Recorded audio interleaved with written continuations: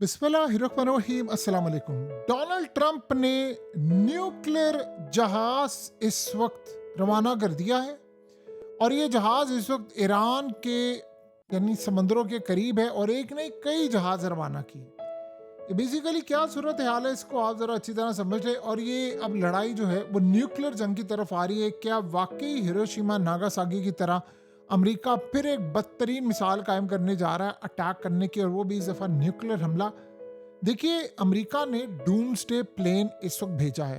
ये जो doomsday plane है जिसको कहते हैं कि कयामत खेज जहाज, ये बेसिकली करता क्या है, एक स्पेशल मिलिट्री एयरक्राफ्ट होता है जो असल में एयरबोर्न न्यूक्लियर कमांड सेंटर, आपने देखा होगा न्यूक्लियर कमांड सेंटर होती है अंडरग्राउंड और सारी जहां से न्यूक्लियर के ऑर्डर जारी होते हैं।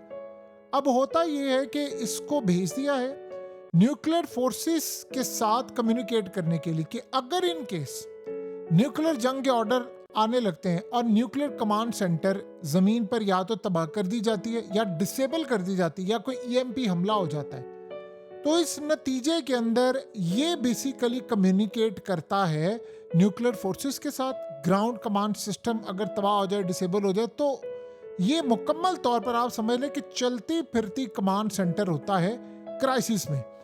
और ये इंटर कॉन्टिनेंटल बैलिस्टिक मिसाइल जो आईसीबीएम होते हैं लॉन्ग रेंज, उसको लॉन्च करने के लिए इस्तेमाल होता है। और इस पर कोई बकौल इनके कि ईएमपी हमला भी नहीं हो सकता। खैर वो तो बाद की बात है ना, कि जी कोई न्यूक्लियर अगर हमला हो जाए, तबाही हो जाए, तो इसको वो कुछ भी नहीं करते। ग्लोबल कम्युनिकेशन, ये वो तमाम चीज़ें, ये असल में सादा अल्फाज में आप समझना चाहते हैं तो सादा अल्फाज में इसका मतलब ये है कि अमेरिका ने अटैक करने के लिए इस वक्त रवाना कर दिया है। और अटैक करने के लिए इसका मतलब ये है कि अमेरिका ने न्यूक्लियर फोर्सेस के साथ राब्ते के लिए और तमाम चीज़ों के लिए रवाना कर दी कि अगर न्यूक्लियर मिसाइल या सबमरीन से चलाना हो या फिर कहीं और से चलाना हो तो ये वहाँ से पूरी तरह कंट्रोल हो सके और ये मैनेज कर सके। तो अब आप ये समझ लें, जब न्यूक्लियर जंग का खतरा होता है तब ये मामला होता है। अब आप बताएं कि पागलपन की इंतहा है कि नहीं। इन्होंने जापान के साथ भी ये किया था वर्ल्ड वॉर 2 में और अब ये आ रहे हैं। ये बात आपने भूलनी नहीं है कि पिछली जंग में नेतन्याहू ने धमकी दी थी कि हम ईरान पर एटमी हमला कर देंगे अगर तुमने न्यूक्लियर फैसिलिटीज तबाह नहीं की। दुनिया के मीडिया यानी टॉप मीडिया आउटलेट ने ये खबर ब्रेक की थी और उसके बाद अमेरिका से अंदर से कंफर्म भी हुआ था। अब आप बताइए कि अमेरिका की हो रही है ठुकाई, शदीद ठुकाई हो रही है। उस ठुकाई के बाद क्या हुआ है कि अमेरिका के हाथ से गेम निकल गए। देखिए, स्टॉक मार्केट क्रैश हो रही है, ऑयल की प्राइसेस आउट ऑफ कंट्रोल हैं। अब अमेरिका को समझ नहीं आ रही हमने जंग कैसे जीती। आप जरा ये देखें ना, गल्फ के इत्तेहादी भी साथ छोड़े, कतर के अमीर आए हैं, उन्होंने की है तकरीर। उन्होंने आकर तकरीर में कहा है किसी सूरत हम अपनी जमीन, लैंड, सी, कोई ना समंदर, ना स्पेस, ना कोई और चीज किसी सूरत इस्तेमाल नहीं होने देंगे ईरान के खिलाफ। तो जब ये मामला हो गया है कि उन्होंने कह दिया है कि अमेरिका को अड्डे नहीं इस्तेमाल करने देंगे ईरान के खिलाफ, उन्होंने कहा जी अपनी कौम से खिताब किया और कहा हालात बड़े शदीद ख़राब हैं लेकिन हम दिफा करेंगे कुवैत का, क्योंकि कुवैत पर शदीद अटैक हो रहे हैं ईरान की जानिब से। ये बेसिकली सूरत हाल है जिसका आप और हम अंदाज़ा लगा सकते हैं कि कितनी तबाहकुन सूरत हाल है। और ऊपर से आप अंदाज़ा कर लें, ये जो आपकी स्क्रीन पर जनाब आ रहे हैं ये ईरान के जर्नैल हैं जिन्हें जब्बारी। उन्होंने कहा है कि मैं आपको खबर जो ब्रेक करने के लिए जा रहा हूं उसको ज़रा समझिएगा। उन्होंने कहा है कि हमारे पास इस वक्त करीबन 10 साल की कैपेसिटी है कि हम ये लड़ाई लड़ सकते हैं। हमारे सारे मिसाइल तैयार बैठे हुए हैं, हमारी तमाम चीज़ें तैयार हैं और हम आसानी के साथ अमेरिका की तबाही कर सकते हैं। तो आप बेफिक्र हैं, हम 10 साल तक ये लड़ाई लड़ेंगे। अमेरिका ने पहले कहा था ईरान चंद दिन लड़ाई लड़ेगा, बल्कि उन्होंने कहा था कि अटैक नहीं कर पाएगा। फिर उन्होंने कहा कि जी ये 1 महीना 4 हफ्ते ट्रम्प ने टाइम दिया था। फिर खबर आई है कि 3 महीना, 6 महीना, अब फिर साथ आई है कि 5 हफ्तों से ज़्यादा कटें। उन्होंने आकर क्लियर कर दिया, जो ईरान ने ओपनली ऐलान किया, उन्होंने 6 महीने का कहा कि हम 6 महीने ऐसी ठुकाई इजीली कर सकते हैं। अब याद रखिएगा कि 6 महीने के बाद इस जंग में कभी ना कभी हो सकता है किम जोंग भी उतर जाए। उसकी रीज़न ये है कि नॉर्थ कोरिया ने मिसाइल दिए थे रशिया को। रशिया के बारे में भी ये ख्याल था कि 6 महीने से ज़्यादा जंग नहीं लड़ सकते यूक्रेन की, वो आज तक लड़े और जीत रहे हैं। तो रशिया ने असल में ये काम किया था।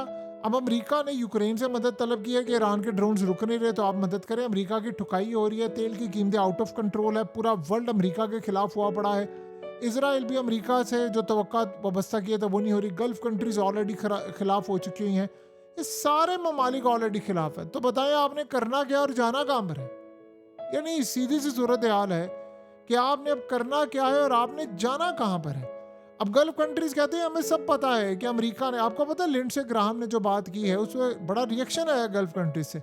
उसने कहा जी हम चाहते हैं कि अमेरिका के साथ ये अरब ममालिक भी स्ट्राइक करे ईरान पर। उन्होंने कहा जी हम ये काम नहीं करेंगे। अब सारे ममालिक, कतर ने कह दिया है कि हम ईरान की जंग में किसी सूरत नहीं जाएंगे, अमेरिका को कह दिया। अब कुवैत ने कह दिया, गल्फ कंट्री सारी कह रही। तो अमेरिका को ये समझ नहीं आ रही कि मैं अपनी ठुकाई कर रहा था, फिर रोज बहरीन के अंदर फलाना कुवैत में हर जगह पर अमेरिका के फौजी अड्डों को निशाना बनाया जा रहा है। तो करना क्या है फिर? यानी एक सिंपल सी सूरत हाल है, फिर आपने करना क्या है? देखिए इस पूरे खेल के अंदर आप इस बात को समझें कि अमेरिका के पास अब ऑप्शन कोई नहीं है। आप ये सोचें कि बरतानिया ने अपना एयरक्राफ्ट कैरियर भेजना था, जब उन्होंने अमेरिका की ठुकाई देखी है तो उन्होंने अपना प्लान कैंसिल कर दिया है और कहा है कि जी अब हम एयरक्राफ्ट कैरियर मिडिल ईस्ट में नहीं भेज रहे। जरा तकलीफ चढ़ी हुई है इस वक्त फ्रांस को, वो कोशिश कर रहा है कि हम अपने वारशिप भेजें, उससे भी 2 दिन के बाद ठीक हो जाना, नहीं तो ये वैसे ही तबाह कर देंगे। ये जो आप प्लान बना रहे हैं ना कि स्ट्रेट ऑफ हॉर्मज आपने खुलवाने के लिए भेजने हैं जहाज और फलाना, ये अमेरिका नहीं खुलवा सका, आप क्या खुलवाओगे? ईरान कह रहा है कि हम तो तैयार बैठे हैं कि ये किसी तरह भेजे और हम इनकी ठुकाई करें। तो बताएं कि सारी सूरत हाल के अंदर आप कहां पर खड़े हैं और क्या कर सकते हैं। ये मामलात काफ़ी ज़्यादा ख़राब है। इसराइल को ये बात अच्छी तरह पता है और इसराइल ये बात अच्छी तरह समझ भी रहा है कि हमारे साथ जो मामलात अमेरिका ने तय किए थे वो हो नहीं पा रहे, और अब स्टॉक मार्केट क्रैश है, इन्वेस्टर्स भाग रहे हैं, सब परेशान हैं। अब सबको ये बात ध्यान में रखिएगा, अब कोई बात नहीं खतरे की, अब सभी को सभी से खतरा है। अब सारे फंसे हुए हैं, सब बंद गली में चले गए हैं। तो अब अमेरिका को ये लग रहा है कि हम असल में ईरान को डराएं न्यूक्लियर जंग से। देखिए न्यूक्लियर जंग अगर होगी तो फिर सारी दुनिया के अंदर न्यूक्लियर मिसाइल चल जाएंगी, ये फिर अब रुकने वाला मामला नहीं है, ये आप ज़हन में रख लें। अब ये लड़ाई होगी तो फिर ये बड़े पैमाने पर होगी। अब अमेरिकी मीडिया कह रहा है कि चाइना इस वक्त ड्रोन्स के जो पार्ट्स हैं वो ईरान को सप्लाई कर रहा है, और अमेरिकी नेवी मुंह देख रही है चाइना का और सिर्फ देख रही है कि वो क्या कर सकती है। वो कुछ भी नहीं कर सकते, इतना समंदरों में वो बेबस हो चुकी हुए हैं कि उन्होंने पैरालाइज कर दिया है पूरी दुनिया को। आप अगर गौर करें तो आप हैरान होंगे कि कोई भी चाइना के साथ, यानी पहले सोचते थे लड़ाई करने को तैयार नहीं, आप छोड़े चाइना को, ईरान से कोई पंगा लेने को तैयार नहीं है। आपको पता है कि अमेरिका आप स्ट्रेट ऑफ हॉर्मज नहीं खुलवा सका, पंगा ही नहीं कोई ले रहा। ये अब यूरोप, उसने कहा जी हम स्ट्रेट ऑफ हॉर्मज खुलवाएंगे, वो पंगे ही नहीं ले पा रहे। अभी तो आप सोचें कि यूरोप की तो ये सूरत हाल थी कि यमन जब हमले कर रहा था उनसे नहीं पंगे ले सके तो उन्होंने ईरान से लेने हैं पंगे। यूरोप अपनी तबाही की तरफ जा रहा है, बर्बादी की तरफ जा रहा है, और इनके साथ बहुत बुरा होने वाला है। इतना बुरा हश्र होगा आप उसका तसव्वुर भी नहीं कर सकते। जो रास्ते में आएगा उसका हाल वही होगा जो अमेरिका का हो रहा है और ये बाकी अब जगहों का हो रहा है। तो किसी गलत फहमी में ना रहना, कोई पंगे ना लेना, कोई लड़ाई ना करना। ईरान इस वक्त बड़ा तपा बैठा हुआ है, ईरान ने छोड़ना नहीं है किसी को, उसे तबाही कर देनी है सबकी। और आप ये ज़हन में रख लें इस बात को कि ईरान इस पूरे खेल के अंदर, पूरे खेल में सबकी बैंड बजाने के लिए तैयार बैठा हुआ है। और अगर किसी ने जरा सी भी हैंकी बैंकी करने की कोशिश की ना कि हम ये कर लेंगे, ईरान ने नहीं छोड़ना। सो ये बात आप ज़हन में रख लें। आज अमेरिका के अंदर जो इन्वेस्टर्स और बड़ी कंपनीज हैं उनके स्टॉक्स क्रैश हो गए हैं, ट्रिलियंस ऑफ डॉलर्स आज मार्केट से निकल गया है। तो बताएं सबने क्या करना है? अमेरिका को ये बात बड़ी अच्छी तरह पता है कि हम इस पोजीशन में नहीं हैं जहां पर हम ये जंग जीत सकें।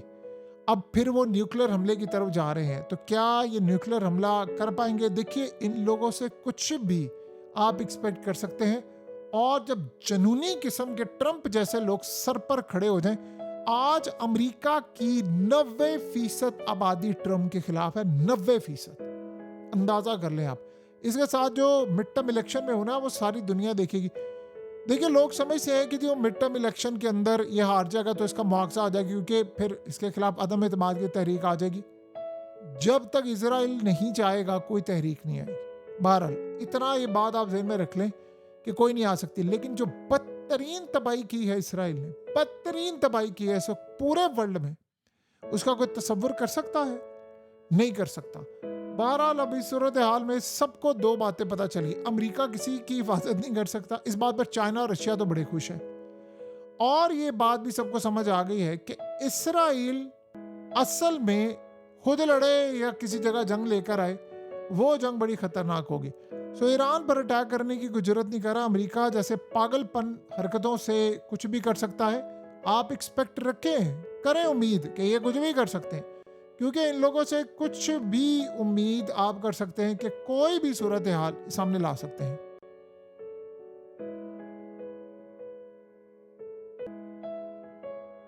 हकीकत टीवी को सब्सक्राइब करना मत भूलें, वीडियो को लाइक करें, शेयर करें और कमेंट सेक्शन में अपनी राय का इजहार ज़रूर करें।